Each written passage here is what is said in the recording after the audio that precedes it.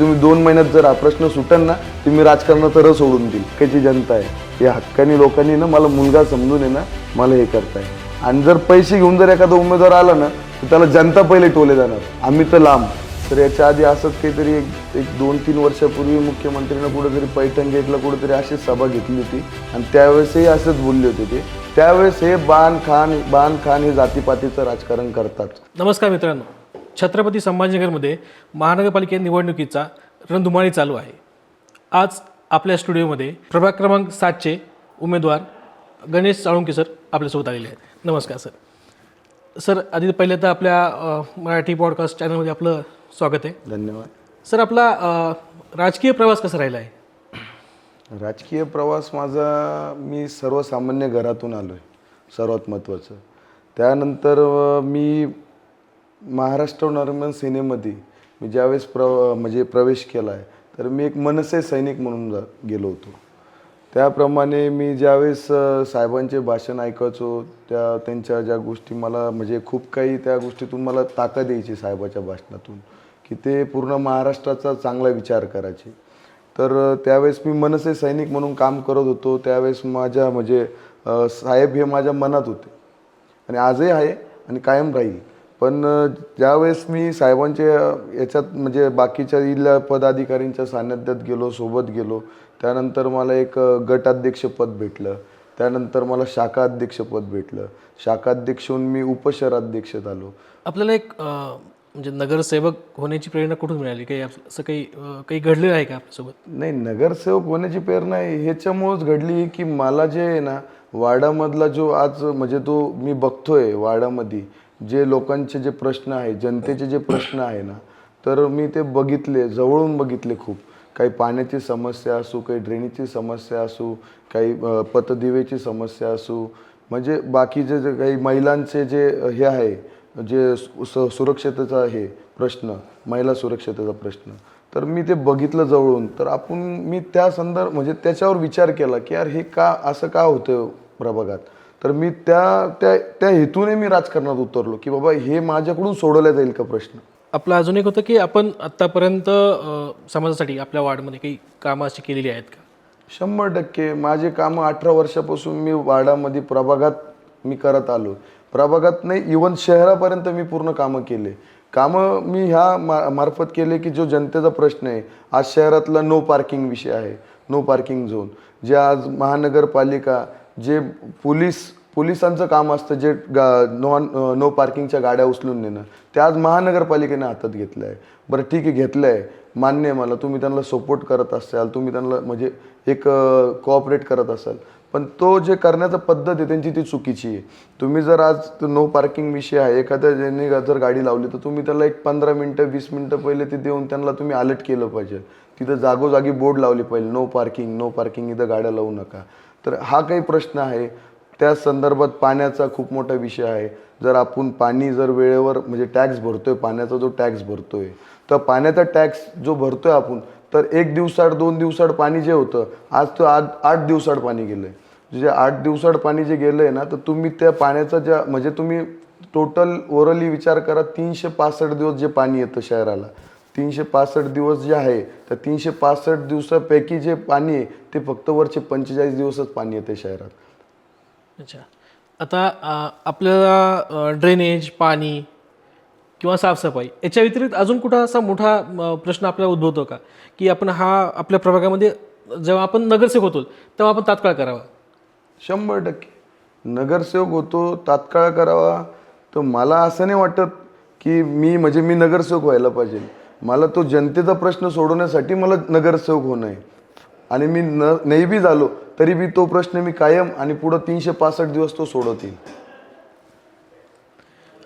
आपल्याला असं का वाटलं की आपण शरदचंद्र पवार गटाकडूनच निवडणूक लढवावी? असं काही माझ्या म्हणजे डोक्यात काही नव्हतं की मी आज शरदचंद्र पवार साहेबांचं मी आज पक्षाकडून उमेदवारी लढल, असं काही इंटेन्शन नव्हतं. माझ्या डोक्यामध्ये एकच हेतू होता की मला लोकांची, जनतेची सेवा करायची. मला असं पक्ष म्हणून असं काही नाही. माझं टार्गेट एकच आहे, जी जनता आज त्रसलेली आहे, जी जनतेला आज जे आपण म्हणजे सर्व ज्या गोष्टी जर टॅक्स पेड लोक आहे, माझ्या प्रभागात जे बाकीचे जे नागरिक आहे ते वेळेवर टॅक्स भरणारे आहे. तर ज्या टॅक्स भरूनही जर लोकांना जर त्या गोष्टी पूर्ण होत नसतील तर त्या हिशोबानं मी तो विचार केला. पक्षाचा कोणताही विचार नाही केला, कोणता पक्ष येईल, काय येईल काय येईल. मी अपक्षाचीही तयारी ठेवली होती. पण मला म्हणजे देवाच्या नशिबाने या परमेश्वराच्या साक्षीने मला ते शरद पवार साहेबाच्या तिकिटातून उभा राहायला संधी भेटली. आणि ह्या मार्फतही मी कशातूनही, मी तुम्हाला बोललो ना, मी अपक्षही राहिलो तरी मी जनतेची सेवा करणार. अच्छा. काल संभाजीनगरमध्ये मुख्यमंत्री साहेबांची सभा झाली. त्याच्यामध्ये त्यांनी एक शब्द वापरला, ना खान ना बाण आणि पुढे अजून काही वापरलं. याच्यानी आपल्या संभाजीनगर किंवा आपल्या प्रभागाची काही त्या शब्दाचा काही उपयोग आपल्याला होईल किंवा विकसित होईल? आता काय काल शब्द जो वापरला आहे मुख्यमंत्री साहेबांनी, तो काय आज नव्याने वापरला आहे. म्हणजे आजकाल आत्तापर्यंत जे राजकारण केलं त्यांनी स्टार्टिंगपासून, सुरुवातीपासून, त्यावेळेसपासून जेव्हा एखादा इलेक्शनचा विषय होतो, लोकसभा, विधानसभा, नगरसेवक, महानगरपालिका, कोणताही विषय हो, त्यावेळेस हे बाण खान हे जातीपातीचं राजकारण करतात. मुळात माझं हे म्हणणं आहे, बाण खान केल्यापेक्षा आपण जनतेला कोणत्या गोष्टींना जर आज त्रस्तलेली जनता आहे, आज त्या म्हणजे जनतेला आज काय आपल्याकडून अपेक्षित आहे, आपण ते देणं गरजेचं आहे. जातीपातीचं राजकारण बाजूला ठेवून ना, आपण जनतेची काय सेवा करू शकतो, आपण जनतेला काय देऊ शकतो, त्या गोष्टीत आपण विचार केला पाहिजे. सध्या काही पक्ष आहेत ते धर्मामध्ये हा हिंदू धर्म, तो असा धर्म असं करतायत. खरं धर्मामध्ये वाटल्यानंतर रोजगाराची संधी उपलब्ध होईल किंवा आपल्या महाराष्ट्राची किंवा संभाजीनगरची डेव्हलपमेंट होईल असं मला वाटतंय? नाही, हे बघा, आजकालची जी जनता आहे ती सुशिक्षित आहे. प्रत्येकाला वाटतं आणि कुणीही राहू, त्याला त्याच्या धर्माचा अभिमान आहे. प्रत्येकाला त्याच्या धर्माचा अभिमान आहे. पण ह्या धर्म हा एक आपला, रक्त तर सर्वांचं एकच आहे ना, रक्त तर सर्वांचं लालच आहे. बरोबर. तर माझं हे म्हणणं आहे, तुम्ही धर्म बाजूला ठेवून आज आपण जनतेची काय सेवा करू शकतो, जनतेला काय देऊ शकतो. आपण जनतेचा म्हणजे केसापासून तर नखापर्यंतचा टॅक्स पेड करतोय. महानगरपालिका जी आहे ना, ती जनतेची ती पूर्ण टॅक्स पेड करते. म्हणजे त्याच्यात सर्व आलं. तर त्या हिशोबानं आपण जे बाकीचा धर्म बाजूला ठेवून आपण जनतेची सेवा केली पाहिजे. तर आपल्या वार्डमध्ये आपल्या विरुद्ध एकदम टफ उमेदवार आपल्याला कोणता वाटतो? माझ्या वार्डामध्ये टफ उमेदवार म्हणजे जी जनता आहे ना, तीच टफ आहे. बरोबर आहे. माझ्या वार्डामध्ये जी जनता आहे ना, तीच टफ आहे आणि ती जनताच ठरवणार आहे. कारण की जनतेनं जे टफ उमेदवार आहे ना, त्यांना 20-20 वर्ष संधी दिलेली आहे. जी जनता माझ्या वार्डामध्ये आहे त्यांना 20-20 वर्ष संधी दिलेली आहे. आणि जनता, आज मी जर डोर टू डोर जातोय प्रचारासाठी आणि मी जनतेशी जेव्हा मी बोलतोय ना, माउथ टू माउथ, तर जनतेची बी अपेक्षा आहे की आता हे जुने लोक नको आहे, यूथ पिढीला संधी द्या, नवीन चेहरा पाहिजे, परिवर्तन घडायला पाहिजे. एक नवयुवक आणि तरुण उमेदवार म्हणून आपण नगरसेवक झाल्यानंतर पुढचे 5 वर्ष आपण कसे बघता? आता तर हे बघा, आता जे होईल ते शेवटी परमेश्वराच्या हातात आहे. मी नगरसेवक होईल, नाही होणार, पण नाही बी झालो तर मी 100% माझी ब्ल्यूप्रिंट भविष्यातली तयार आहे. मी जनतेसाठी काय करणार हे 100% मी ज्यावेळेस माझं जर झालोही तर त्यावेळेसही मी डिक्लेअर करणार आणि पडलोही त्यावेळेसही मी डिक्लेअर करणार की माझ्या वार्डामध्ये महिला सुरक्षा पाहिजे. महिला सुरक्षेचा प्रश्न आहे सर्वात महत्त्वाचा. दुसरी गोष्ट, माझ्या प्रभागातील समजा कुणीतरी कुठंतरी जर अशी काही चपुरी पोरं बसत असतील एखाद्या ठिकाणी, जर ते व्यसनाच्या आहारी असेल तर सर्वात पहिले ते आपण त्या गोष्टी थांबवल्या पाहिजे. सर्वात पहिले स्टार्टिंग प्रभागातली ती आहे. त्यानंतर माझ्या प्रभागात जर पाण्याची काय समस्या आहे, आज पाणी जे येतं आहे, पाण्यातून जे ड्रेनेजचं पाणी त्याच्यात ॲड होतं आहे, हे का होतं आहे, कशासाठी होतं आहे, काम होतं आहे, आणि ही पाईपलाईन कधी टाकलेली, आज किती वर्ष झालेले त्या पाईपलाईन टाकून, ती पाईपलाईन खाली गंजली असेल, तुम्ही याचा विचारही नाही करत. तर माझं विजन भरपूर काही आहे प्रभागात की मी त्याचं ब्ल्यूप्रिंट भरपूर ठिकाणी काही त्याच्यात ॲड करून त्या गोष्टी मी ब्ल्यूप्रिंट समोर आणणार जनतेच्या. काल मुख्यमंत्री तर आले, सभा घेतली त्यांनी, सभेमध्ये म्हणले की 2 महिन्यामध्ये सर्वांना पाणी मिळेल. खरंच मिळेल पाणी ते? मला वाटते जे काल मुख्यमंत्री बोलले ना, तर याच्या आधी असंच काहीतरी एक 2-3 वर्षापूर्वी मुख्यमंत्र्यांना कुठेतरी पैठण गेटला कुठेतरी अशीच सभा घेतली होती आणि त्यावेळेसही असंच बोलले होते ते की पाणी देणार, पाणी देणार. पण हे जे आहे ना, हे लोकांची दिशाभूल करताय, जनतेची दिशाभूल करताय. जे पाण्याचं जे समस्या आहे ना, ते तुम्ही बॉन्डवर आणि जे जनतेला आहे ना, तुम्ही येऊन समक्ष भेटा आणि जनतेला तुम्ही प्रत्येक घरोघरी एक बॉन्ड आहे ना लेखी द्या की तुम्ही 2 महिन्यात जर हा प्रश्न सुटन ना, तुम्ही राजकारणाचा रस सोडून देईल. 15 तारखेला निवडणूक आहे आणि 16 तारखेला या निवडणुकीचा निकाल लागणार आहे. बरं. निकाल लागल्यानंतर आपण सत्तेत आलात तर त्यावेळेला आपण संभाजीनगरची डेव्हलपमेंट कशी बघतो? डेव्हलपमेंट असं आहे की आमचे आदरणीय शरद पवार साहेब यांचे जे विजन आहे ते शाश्वत विकासाचे विजन आहे, बरोबर. आणि दुसरी गोष्ट जी आज बारामती तुम्ही बघा, आज बारामतीला जो विकास आहे त्याचप्रमाणे पुण्याला जे IT पार्क जे उभा केलं आहे त्यांनी, जे IT पार्क जे उभा केलं आहे ते म्हणजे ते ना येणाऱ्या 100 वर्ष पुढे ते त्या नागरिकांना, पिढींना, आमच्या येणाऱ्या पिढींना फायदा होणार आहे. तर जे त्यांचे जे विकासचे जे त्यांचे जे माइंड आहे ना, ते लॉंग लाईफचे विचाराचे माइंड आहे, त्यांचा शाश्वत विकास आहे. तर ह्या हिशोबानं मी जे माझ्या प्रभागातून जे मी आज जे जर निवडून आलो ना, तर 100% जे माझं प्रभाग व त्याचप्रमाणे छत्रपती संभाजीनगर हे बारामतीसारखं माझ्या म्हणजे इंटेन्शन राहील माझं. आपण काही दिवसापासून म्हणजे तसं तर खूप दिवसापासून आपण प्रत्येकाच्या संपर्कात आहोतच, पण आता निवडणुकीमुळं आपण प्रत्येकाच्या घरोघरी जातोय, तेव्हा लोकांचा प्रतिसाद आपल्याला कसा मिळतोय? खूप छान प्रतिसाद भेटतोय.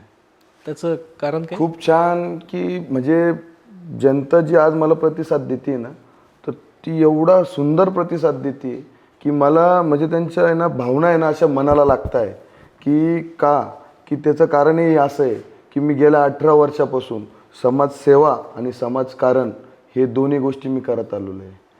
मी समाजसेवा ही अशी केली आहे की म्हणजे ती आता म्हणजे बोलून दाखवण्यासारखी नाही आहे ती, की पण मी जे कोविडमध्ये जे आहे ना, मी ज्यावेळेस जेव्हा ते कोविडचं जे महापूर आला होता कोविडचा, तर त्यावेळेस आहे ना म्हणजे अक्षरशः म्हणजे भाऊ भावाला दिसायचा नाही, वडिलांना मुलगा दिसायचा नाही. म्हणजे अशा खूप काही गोष्टी झाल्या होत्या की काही जे बाहेरून आलेले जे इकडं जे आलेले रिलेटिव्ह आहे, कुणी बाहेरगावाहून आलेले किंवा इथं कोणी रोजगारासाठी आलेले, तर त्यांना घरी जाण्याची सुद्धा म्हणजे व्यवस्था नव्हती. तर त्यावेळेस मी कोविडमध्ये डोर टू डोर जाऊन एक घर एक झार पाणी वाटप केलं आहे, एक घर एक झार पाणी वाटप केलं आहे. त्याचप्रमाणे बाहेरून येणारे जे विद्यार्थी आहे शिकण्यासाठी, जे त्यांचं भविष्य घडवण्यासाठी जे इथं आले आहे, तर त्यांचे जेवणाची व्यवस्थासुद्धा नव्हती कोविडमध्ये. तर मी त्यांना रोज डबे पुरवणं त्याच हिशोबानं जे आज म्हणजे आपण जे हे करत होतो की मास्क, सॅनिटायझर वापरा, तर मी सॅनिटायझर वाटले प्रत्येक प्रभागात माझ्या. त्याचप्रमाणे 50,000 मी देखील मास्कसुद्धा वाटप केले. त्याचप्रमाणे आपलं पोलीस प्रशासक जे 24 तास जनतेसाठी जे उभा होतं, त्या जे पोलीस प्रशासनाला बी मी स्वतःहून जाऊन त्यांची मी देखरेख केली. मी त्यांना जाऊन विचारलं, म्हणजे त्यांचीसुद्धा मी व्यवस्था ठेवली.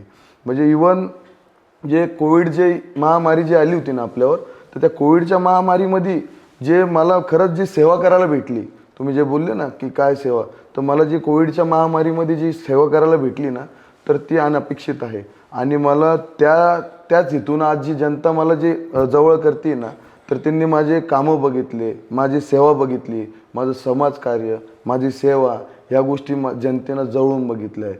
म्हणून जनतेला वाटतंय की यार त्यावेळेस याच्या फॅमिलीचा विचार नाही केला, याच्या घराचा विचार नाही केला, आपल्यासाठी आज रोडवरती उतरून ज्या एखादा पेशंट कोविड पॉझिटिव्ह जर निघाला तर लोक त्याला म्हणजे घराचे दरवाजे लावून घ्यायचे.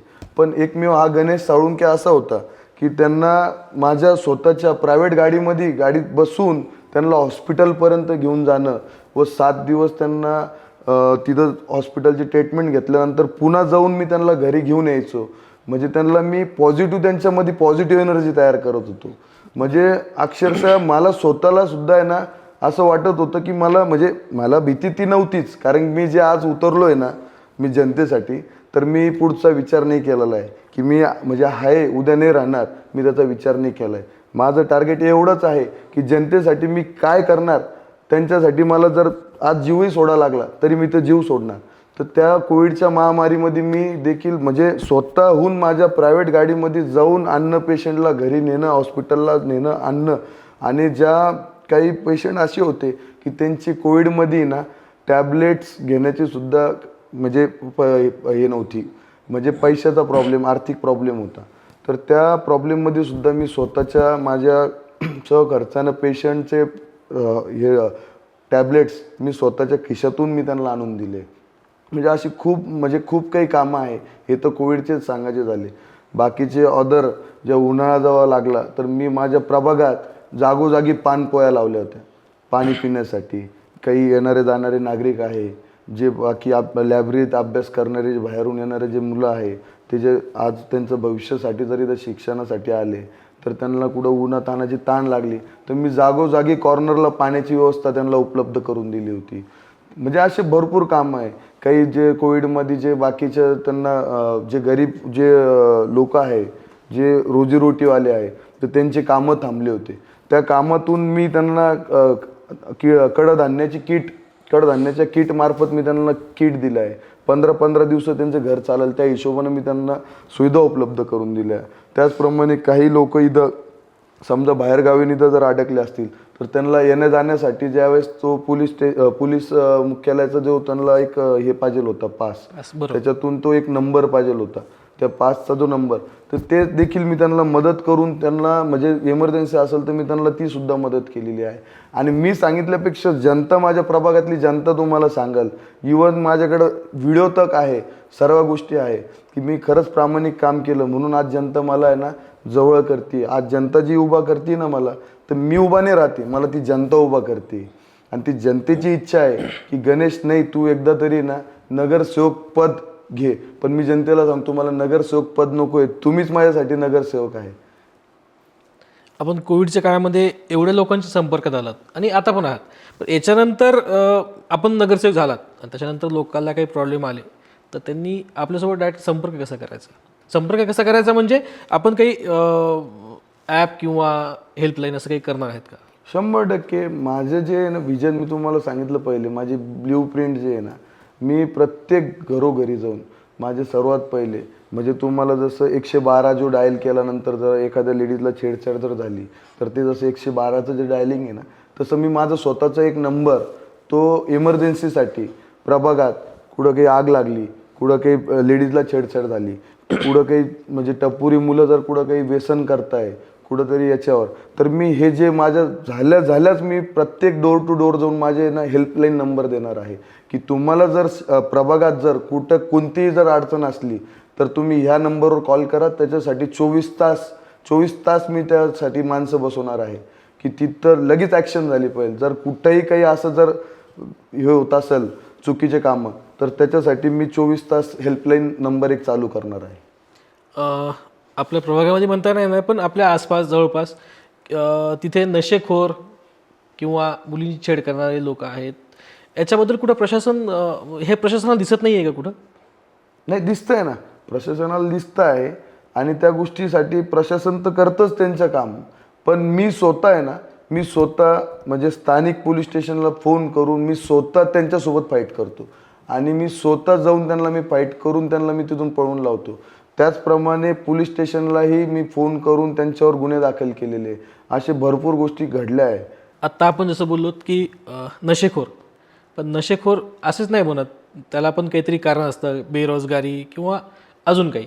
तर याच्यासाठी आपण काही विजन आहे आपलं? 100% विजन तर राहणारच ना, कारण की मी जे आत्तापर्यंत जे कार्य करत आलो ना, तर मी बघतोय, मी जेव्हा प्रभागात फिरतोय तर आता पहिले वार्ड होता, आता प्रभाग आहे. या प्रभागामध्ये ना ठीक आहे, एक समजा सोसायटी आहे, एक चांगला सुशिक्षित एरिया आहे, याच्यामध्ये काहीतरी ना प्रभागामध्ये ना काही स्लम एरिया ॲड झाला आहे. त्याच हिशोबानं काही रशीदपुरासारखा एक प्रभागामध्ये तो एक ॲड झाला आहे. तर मी इथं बघतोय तर ह्या प्रभागामध्ये भरपूर आहे ना बेरोजगार मुलं आहे सध्या. म्हणजे ते शिकलेले आहे, त्यांच्याकडे काही डिग्र्या आहे, पण त्यांना रोजगार नाही आहे. कारण की मी याच्या आधी जे केलं ना, तर याच्या आधी माझ्याकडे सुशिक्षित लोक आले, म्हणजे रोजगार मुलं, की ते शिक्षण पूर्ण आहे त्यांचं, पण त्या शिक्षण असताना सुद्धा त्यांना रोजगार नव्हता. तर मी माझ्या जेवढे कॉन्टॅक्टमध्ये जे कंपनीचे बाकीचे जे HR आहे, बाकीच्या काही म्हणजे माझे फ्रेंड सर्कल आहे, माझ्या कॉन्टॅक्टमध्ये कोणी म्हणजे कंपनीचे लोक आहे, मी त्यांचे रेफरन्स घेऊन मी त्यांचा बायोडाटा तिकडं पाठवला आहे आणि त्यांना रोजगार दिला आहे. तर हे जे जे जे आज नशेडी जे वाढत आहे ना, की हे का वाढत आहे, की त्यांना आज रोजगार नाही आहे. म्हणजे काही काही ठिकाणी असं मी म्हणत नाही की प्रभागात म्हणजे, पण काही काही ठिकाणी नशेडी आहे, 100% आहे, पण तो कसा थांबला पाहिजे, हा माझा जे इंटेन्शन आहे ना, माझा जो हेतू आहे ना, की तो थांबल कसा, की आपण जे नशेडी मुलं आहे त्यांना एकदा व्यवस्थित घेऊन, त्यांना विश्वासात घेऊन, कारण काय की आपण त्यांना मारलं ना तर तोच गुन्हेगार बनणार. म्हणजे आज त्यांना आपण पोलीस स्टेशनला टाकलं, त्याला पोलीस स्टेशननी जर त्याला शिक्षा दिली, तो पुन्हा हर्सूलला जाईल, हर्सूलला तिथं अजून त्याला मोठमोठे त्याला तिथं म्हणजे एकाचे 4 हात होतील, तो मोठा गुन्हेगार होईल. तर आपलं इंटेन्शन त्याचंही नुकसान नको व्हायला, समजलं. आपलं इंटेन्शन आहे हे एवढंच आहे की त्यांनी ती फील्ड सोडावी, त्यांनी ती फील्ड सोडावी.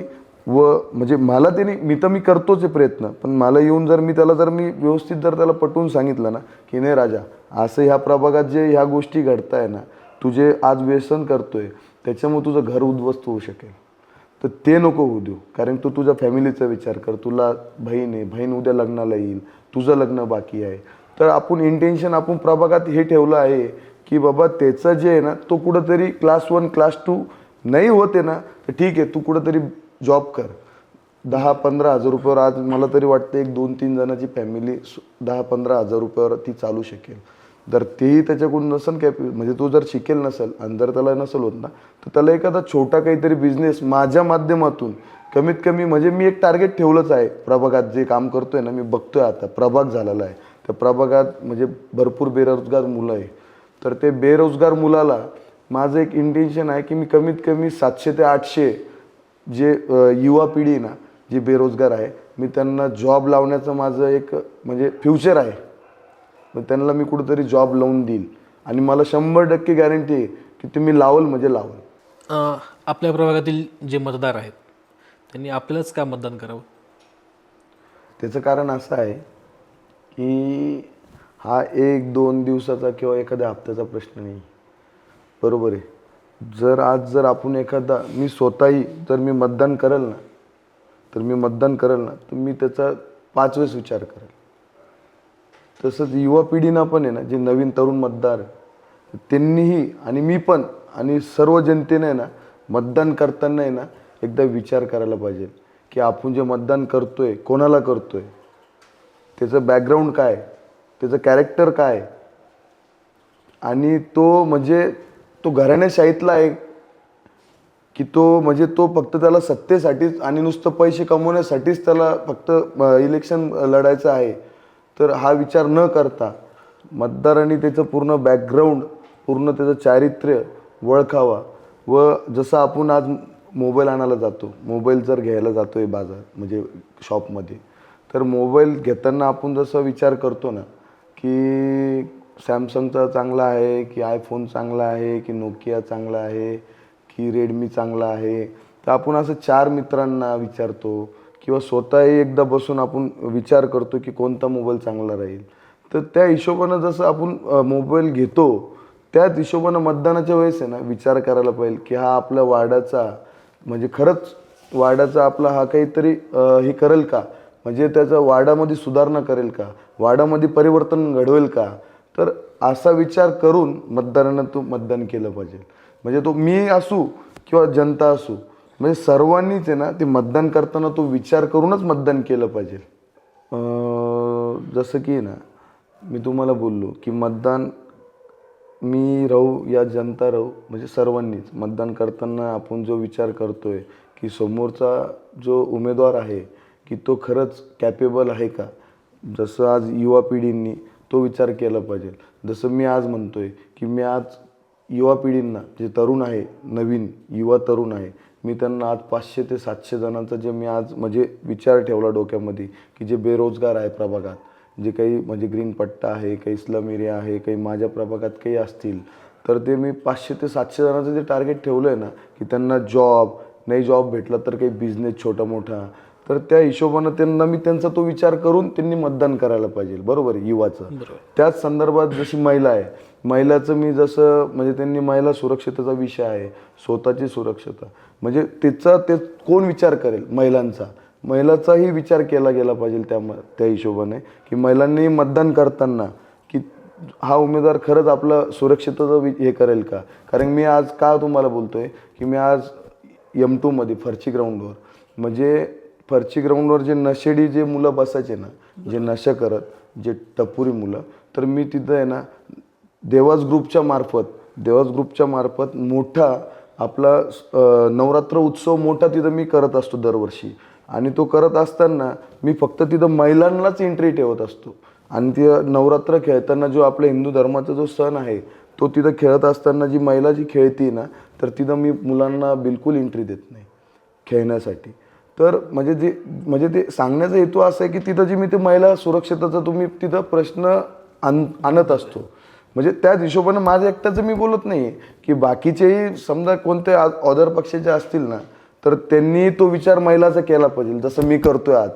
मी तिथलं, कारण की माझं करण्याचा हेतू एवढाच आहे की फर्ची ग्राउंडवर ठेवण्याचं, की तिथलं जे बाकीचे जे 9 दिवस जे नवरात्र बसते ना, तर त्यावेळेस म्हणजे जे पोरं येण्याचा जो क्राऊड आहे ना, तो कमी होऊन जात असतो.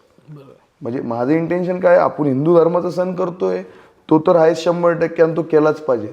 आपले सर्व एका ठिकाणी येत आहे, आपल्याला मनोरंजन त्या हिशोबानं आपल्याला जे हिंदू धर्माचं जे काही सांस्कृतिक कार्यक्रम आहे तो घेता येतो त्या गोष्टी. पण त्याचा माझा एक दुसरा इंटेन्शन असं आहे की तिथे जे नशेडी मुलं आहे ना, ते बंद होऊन जातं 10 दिवस. ते बंद झाल्यामुळं काय होतं, ते ग्राउंड तिथलं साफसफाई व्यवस्थित स्वच्छता होती, तिथं लाईट लागल्या जाता, ते ग्राउंड म्हणजे चांगलं दिसतं आणि सुशिक्षित म्हणजे असं पूर्ण याच्यात उठून दिसतं जे फर्ची ग्राउंड. म्हणजे तो एक महिलाचा प्रश्न झाला. त्या महिलांनी जे मतदान करताना, मलाच नाही अदर कोणत्याही पक्षाला जर मतदान करताना त्या महिला सुरक्षिततेचा म्हणजे ते स्वतः तो उमेदवार तो महिलांचा विचार करतो का, त्याच हिशोबानं काही म्हणजे सिनियर सिटीजन आहे, म्हणजे जे वरिष्ठ आहे ना, म्हणजे जे 50+ आहे, 50+ ते त्याच्या पुढच्या अदर काही म्हणजे भरपूर जे नागरिक आहे ना, ते काही म्हणजे रिटायर झालेले आहे. बरोबर. तर रिटायर झाल्यानंतर ते बाकीचे जे नागरिक आहे त्यांना बसण्यासाठी कुठंतरी म्हणजे एक मंदिर असू, त्यांना बसण्यासाठी टेबल बेंच वगैरे, त्यांना तिथं आपले न्यूजपेपरचं तिथं म्हणजे त्यांनी तिथं स्टँड करून देऊन न्यूजपेपर वाचले पाहिजे, पुस्तकं वाचले पाहिजे. कारण की आता त्यांना रिटायर झाल्यानंतर काय, रिटायर झाल्यानंतर म्हणजे आपण त्यांची काळजी घेतली पाहिजे आणि आपण म्हणजे त्यांचा मुलगा म्हणून आपण त्यांना सहारा दिला पाहिजे.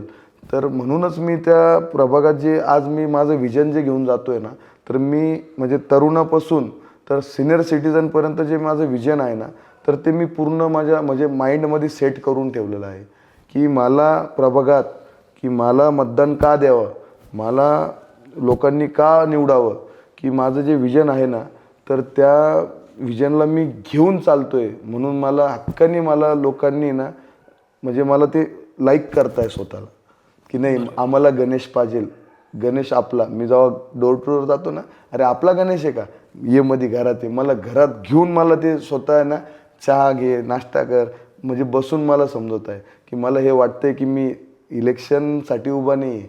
म्हणजे मी यांचा जे जनता आहे ना माझी, मी त्यांचा एक फॅमिली मेंबर म्हणून ते मला स्वतःच्या मुलासारखं जपताय. म्हणून मी आज त्या वार्डामध्ये ना, प्रभागामध्ये ना, की हे विजन घेऊन चालतोय की मला आज नगरसेवक न होता जनतेची काय सेवा करता येईल. गेल्या अनेक दिवसापासून जे आपण कार्य केले त्याचं आता आपल्याला 100% आता जे लोक म्हणजे जी जनता मला जे लाईक करताय ना, तर ती त्या हिशोबानंच मला लाईक करतात. सर, या निवडणुकीमध्ये खरंच धनशक्तीच्या विरोधामध्ये लोकशाहीचा विजय होईल? नाही, चुकीचं आहे. का, त्याचं कारण तुम्हाला सांगतो मी, की माझा जो प्रभाग आहे ना, तो सुशिक्षित आहे, तो पैशाने विकला जाणारा नाही, ते लक्षात घ्या. सगळ्यात महत्त्वाचं, जो प्रभागामधला जो मतदार आहे ना, जी जनता आहे ना, ती पैशाने विकल्या जाणारी नाही आहे. मी तुम्हाला क्लिअर बोलतो, तुम्ही जरी नसन बोलले पण मी तुम्हाला सांगतो की जी जनता आहे ना, ती लोकशाहीच्या मार्गाने चालणारी आहे. ती लोकशाहीच्या मार्गानेच उमेदवार निवडून देणार आहे. तो कुणी असू, तो कुणी असू.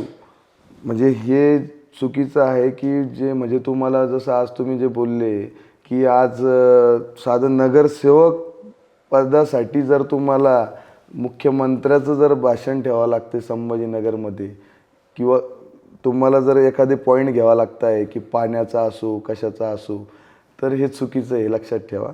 हा ग्राउंड लेवलचा विषय आहे. जेव्हा एखाद्यावर एखादं संकट येतं ना, एखाद्यावर जर एखादा हॉस्पिटल इश्यू येतो ना, किंवा एखाद्यावर काही ॲक्सिडेंट इश्यू येतो किंवा XYZ कोणताही विषय येतो, त्यावेळेस मुख्यमंत्री देत नसतो. त्यावेळेस आहे ना आपला आजूबाजूचा, जसं मला लोक म्हणतात ना आज वाढत गेल्यावर, अरे गणेश आम्ही तुला कान धरून आणल बरं का, अरे गणेश तुझा हात धरून आणल बरं का. तर हे काय, हे हक्काची जनता आहे. या हक्कानी लोकांनी ना मला मुलगा समजून आहे ना मला हे करताय. तर मला नाही वाटत की लोक पैशाने विकले जातील. आणि आमच्या प्रभागातमध्ये ही पैशाची जी ही पैसे चालणारी ही जनता नाही आमच्या इथे की पैसे घेऊन मतदान करेल. एक शेवटचं असं आहे की आपले जे मतदार आहेत आपण त्यांना काय संदेश द्याल? मतदाराला संदेश हाच राहणार आहे की येणाऱ्या निवडणुकीला 15 तारखेला समजा जे मतदान होणार आहे आणि तुम्ही मतदानासाठी बाहेर निघणार आहे, तर 100% सर्वांनी मतदानाला यावाच लागणार. यायचं कारण तो आपला हक्क आहे.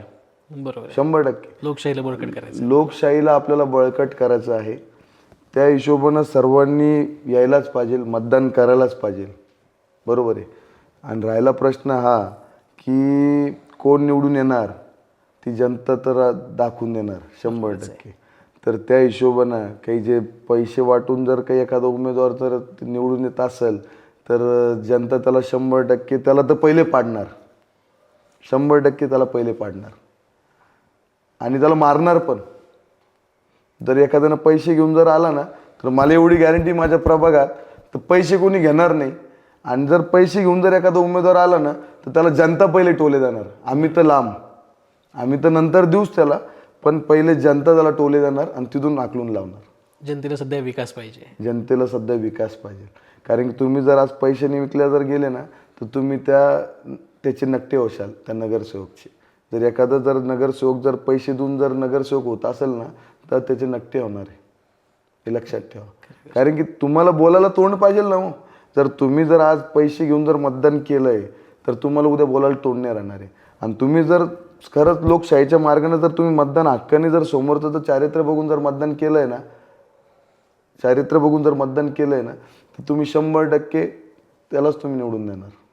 सर काही रॅपिड फायर क्वेश्चन आहे, मी तुम्हाला ते विचारतो. तुमचा आवडता नेता कोणता? रोहित पवार. राजकारणाशिवाय तुम्हाला आवडतंय काय? मदत करणे. एक चांगला नगरसेवक कसा असावा? हक देणारा, जनतेनं हक देणारा. जनतेने तुम्हाला का निवडावं? मी त्यांच्या हक्कातला आणि घराचा बनलोय. एक ब्रीदवाक्य. रामकृष्ण हरी वाजवा तुतारी.